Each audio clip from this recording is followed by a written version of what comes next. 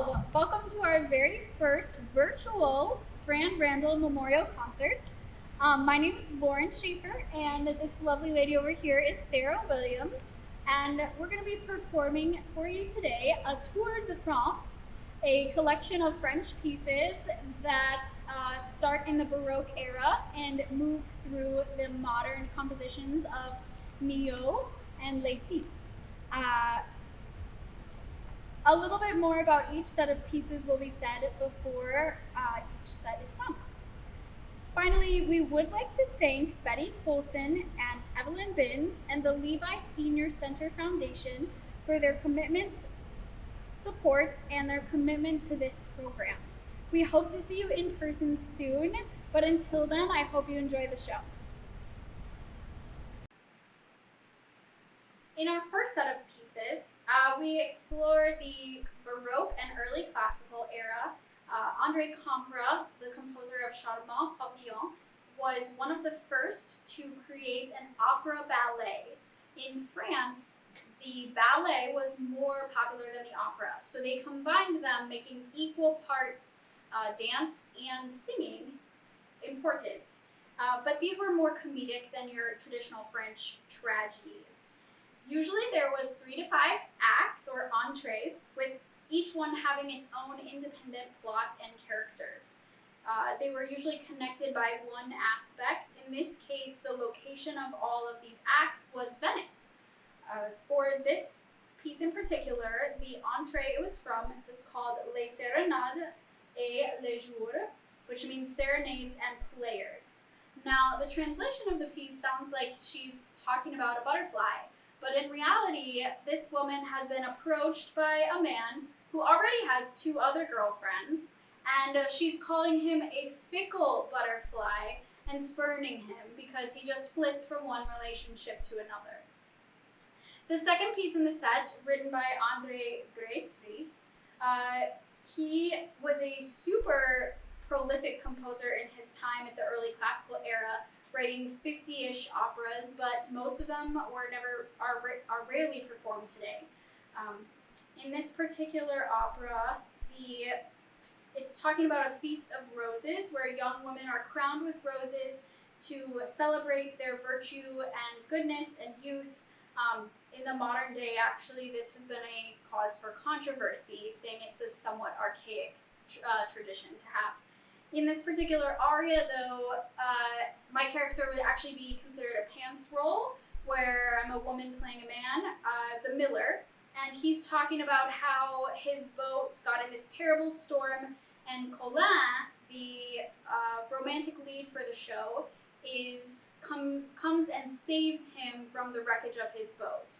It's more about the relief of being rescued by Colin than the fear of the storm. This is one of the most popular arias from this opera, and the rest of it is not recorded anywhere that I could find. The third piece in this set, the composer was actually also a lawyer, and he actively participated in the development of copyright principles. He had very forward-thinking topics in his operas, around 55 total operas that he wrote, talking about social class and the French Revolution. This opera is actually one act. It's considered an opera comique, so a comic opera. It was very popular. It actually went outside of France to London, Hamburg, and Italy. And it was this particular piece that I'm singing was stated in some documents by Hector Berlioz that it was his first musical experience. He heard a version of it performed at a church service. Nina, my character, is in love with a man that her father doesn't want her to marry. And the suitor her father has picked challenges this other man to a duel. And Nina believes that her love has died during the duel. So she loses her mind in what's called psychogenic amnesia. She starts forgetting that he's dead. So in this particular piece, she is thinking about her lover and how wonderful it'll be when he returns, but then she remembers that he's dead. So you kind of have this seesaw back and forth thing. At the end of the opera, though, she regains herself when he reappears and her father has allowed them to marry. So I hope you enjoy this early Baroque early classical and Baroque set.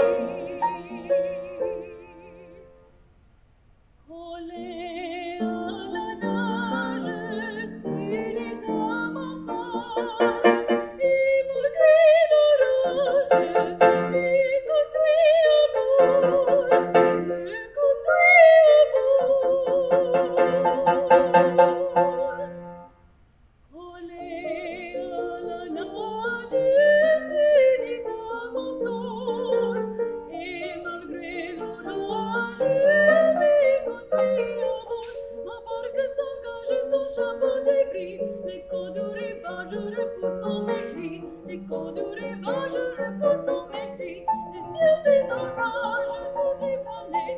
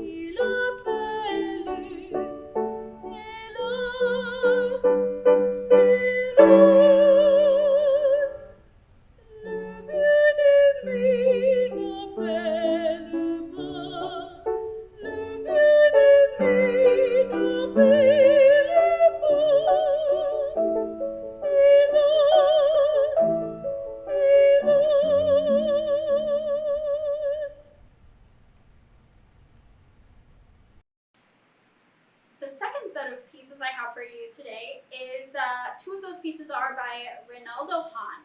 Hahn was actually born in Venezuela, but both of his parents were European, and he moved back to Paris when he was a very young child. That's where he really discovered his musical identity with the Parisian musical culture. He studied under Gounod, Massenet, and Cezanne at the Paris Conservatoire, and he wrote his first piece, the first piece I'm singing today, he wrote at the age of 14. The second piece was written at the age of 16. The second piece was part of a set called Chansons Grises. All of those poems are from the poet Paul Verlaine, and he was present at the premiere of that set, and the poet himself actually cried because of the beauty of Hahn's pieces. The main thing that influenced Reynaldo Hahn was the salon culture in Paris. This was a cultural hub for upper class and aristocratic ideas and manners. And they spread throughout all of France, becoming the center for intellectual conversations and debate of social issues. Women were a very important part of the salon culture. They were often hosts, bringing together different intellectuals and artists using their connections, but they also frequently participated in the social debates or in the artistry, either as composers or performers of the works of other artists. The last piece in this set, by Eva Dell'Acqua, is she's technically born in Brussels, so she's not French, but her father was an Italian painter. That's why her last name sounds very Italian. She mainly composed vocal music. She wrote 15 operas and operettas, but also she composed orchestra and chamber orchestra pieces. This one is one of her most famous pieces. It is for color to a soprano, and it was actually in several film soundtracks in the 1940s.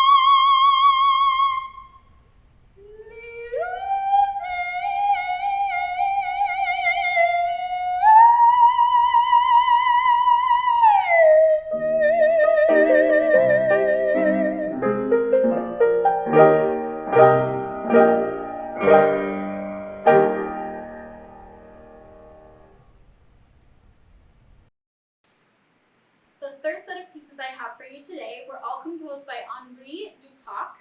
He was very involved in the musical world, was on a writing and even maybe first name basis with Liszt, Wagner, and Franck.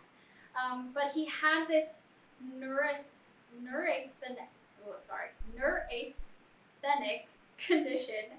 It caused sensitivity and self-criticism. and later blindness and paralysis. But the result of this condition was that he destroyed all of his music except for his 16 already published pieces. So any drafts he had at home, anything that was finished but unpublished was destroyed, leaving only 16 pieces total from this composer. He ended up stopping composing completely at the age of 37. Even though he lived for 50 more years, he never composed another piece. So it's very disheartening because his music is so beautiful. The texts that you hear are very melancholy, and they kind of go along with that sense of self-criticism that he had. There's always this idea of love that foreshadows death. So the first piece is called Extase or Ecstasy, but if you look at the translation, it really sounds like it's talking about death or a sleep that is like death, making you feel ecstasy. But also in at the time that this poem was written, often death also referred to sex. So there could be this underlying kind of sensualness to the piece. And you can kind of hear that in the piano too, the way that it crescendos. The second piece, there's only 2 songs left from the set that the second piece comes from, and both have an enlarged kind of version of the song Tess, almost making it like an opera scene. You can hear the piano helps to kind of play into the character. There's a lot of repetition in the piano that parodies the poetry, which is saying always to love her, always. For me personally, I liked this piece because I'm a huge Harry Potter fan, and it made me think of the way that Snape must have felt about Harry Potter's mother, Lily, through the entire book series. So that's something that really drew me to the piece. The last piece was one of his last vocal pieces written after several years away from vocal music in 1879. It has this agitated piano rhythm that drives the song and the character towards this unattainable goal he's trying to reach. It really reminds me of Der König by Schubert, which was written in 1821. The piano depicts the horse's hooves as it's riding, as the protagonist searches desperately for this love that he has in his heart.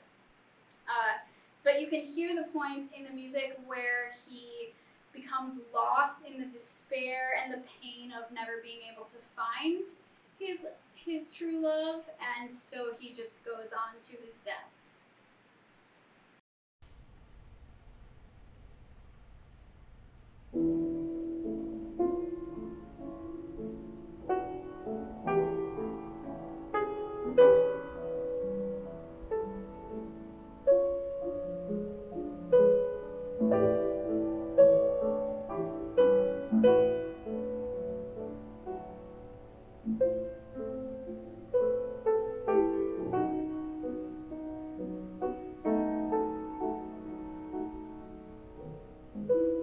See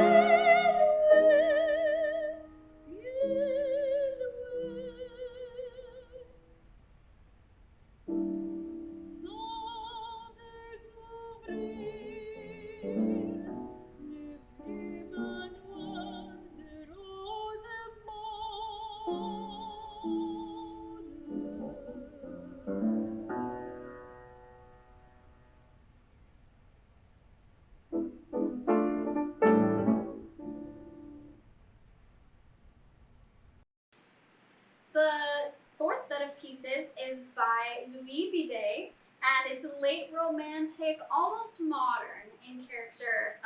This Bidet was one of the last generation of French operetta composers when operetta was beginning to die out in France. But he was also a critic and a theater director and a film composer. He was the director at the Opéra Comique in Paris from 1952 until 1952 until 1953, and he programmed the first French performance of the Rake's Progress by Stravinsky. This set was actually composed for a French soprano named Janine Michaud. She was a lyric operatic soprano, one of the forefront of her time. The poet, Paul Fort, was a French symbolist. So you'll see that all the pieces are the chansons d'oiseaux, so the songs of the birds. Each piece is about a different bird, but it has also a symbolism where it's not about a bird. The first bird, the wounded dove, the piece talks about the nature of God and the universe, and it talks about the wounded dove or the stabbed dove being equal to war. So if we didn't have this, then we wouldn't have war, but we also wouldn't have love. The second piece, about a blue pigeon, is talking about a lover's perspective or a husband's perspective of watching his significant other through the window as a blue pigeon while she goes about her daily chores. And just listening to what she has to say, listening to everything she's doing throughout the day, like an angel listening to God. The third piece, it doesn't seem to really have anything to do with a bird. The translations don't really come across. Each of those is a name of a goddess or a nymph of love, so they don't necessarily translate all the time. But it ends with the love, Amour, the god of love, or Cupid, Amour, and it sings a very high note, kind of like you would hear a bluebird trilling on a high note outside your window. The final piece in this set is a humorous story of a canary in the conversation with a cat. So you see both sides of that story going on, and in the end, the cat gets the bird. But it does show Bidet's his operetta composition skills and how well he must have done that at the time, even though operetta was decreasing in popularity in France.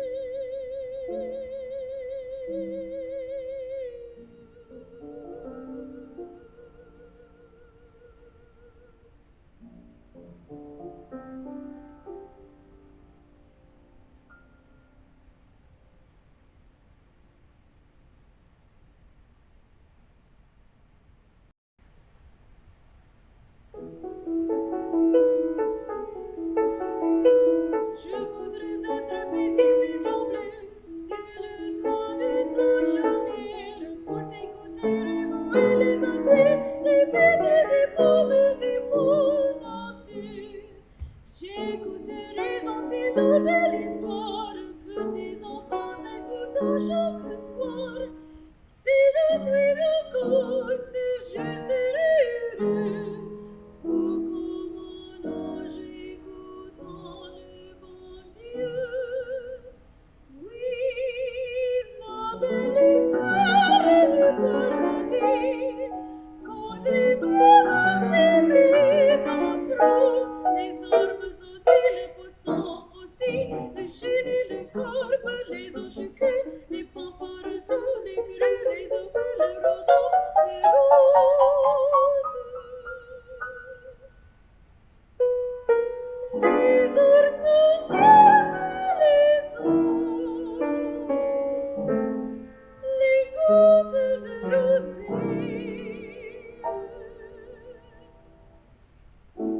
Et Dieu personne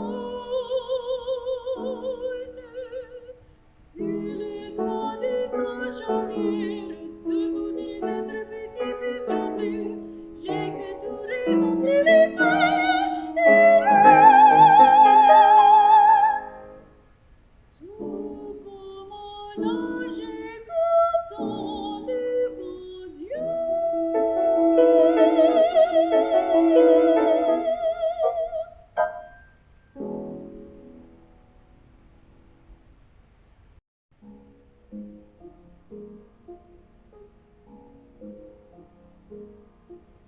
Aliénor, Éléonore, Geneviève,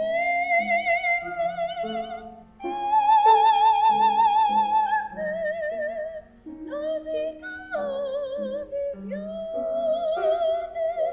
Ève, Blanche et Fleur, Angélique, Mandolo et Nian.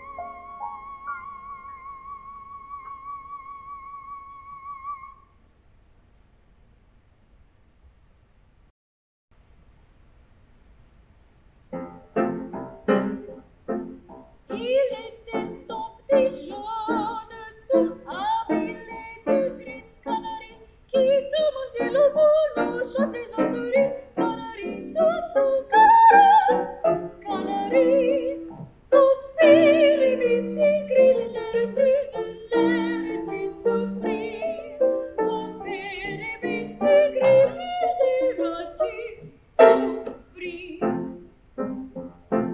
Le chat de la berbiche, il colorie ses moustaches, couvre, grille, colorie, appelez, comptez chez nous, rôtez aux oreilles, canari, tout, canara, canari, appelez, mystique, grille, l'air, tu mouris, appelez, mystique, grille, l'air, tu mouris.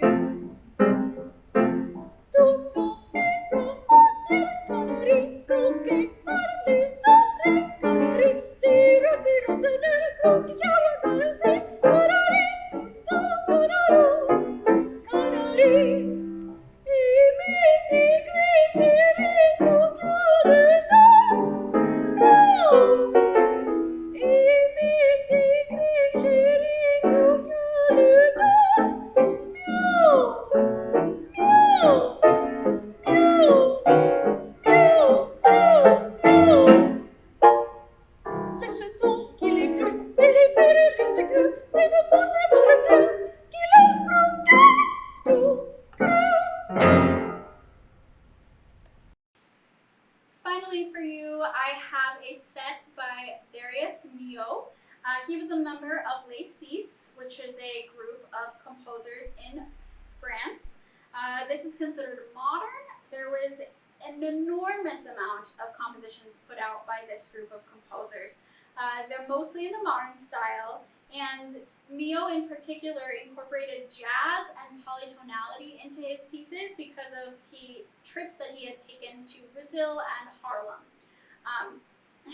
Milhaud often forgets the limitations of the singer, but he has this unfailing imagination for new vocal lines and patterns and just like beautiful combinations of harmony.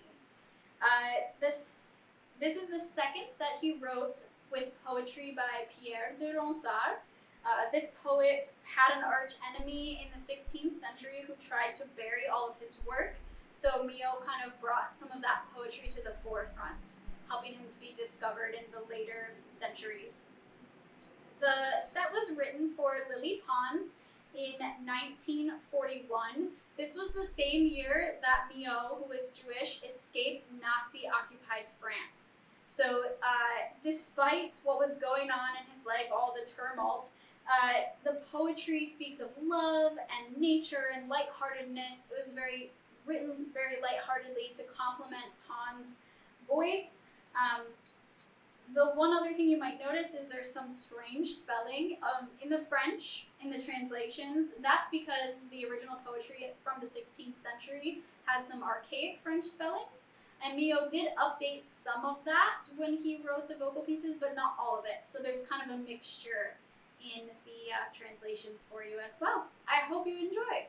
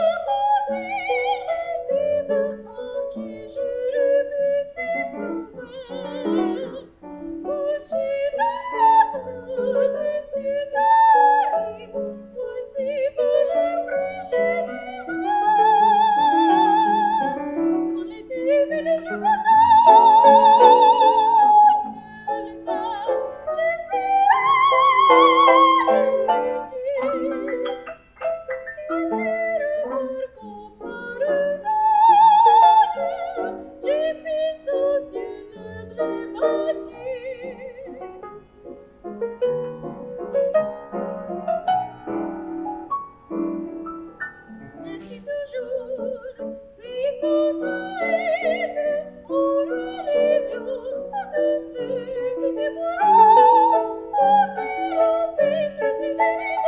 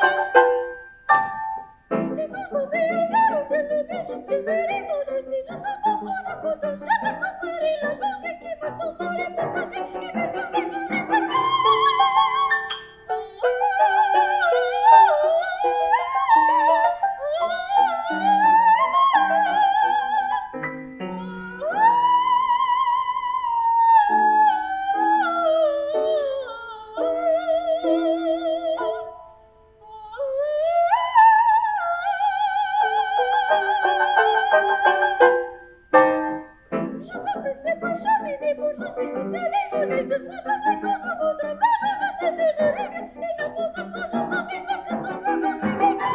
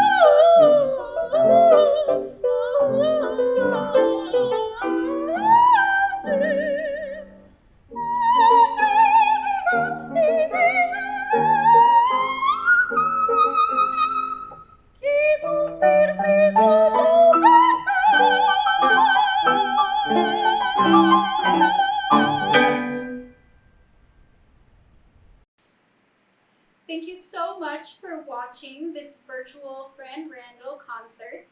I hope you enjoyed, and I hope to perform for you in person in the future.